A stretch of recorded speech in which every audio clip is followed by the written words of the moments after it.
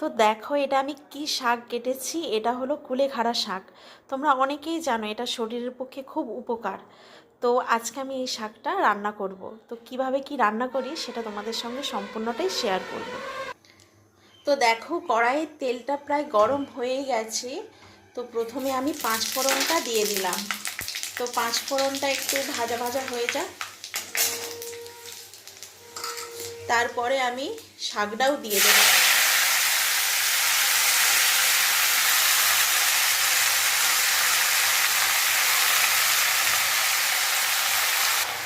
তো দেখো এবার আমি পরিমাণ মতো এতে নুনটাও অ্যাড করে দিলাম, আর পরিমাণ মতো এতে আমি হলুদটাও দিয়ে দিলাম।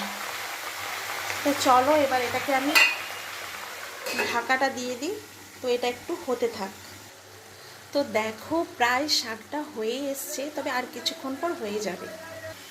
তো দেখো শাক রান্নাটা প্রায় আমার কমপ্লিট হয়েই গেছে। তো তোমরাও বাড়িতে এভাবে বানিয়ে খেতে পারো, এটা ভাতের সঙ্গে খেতে খুবই ভালো লাগবে, আর এটা শরীরের পক্ষেও খুব উপকার।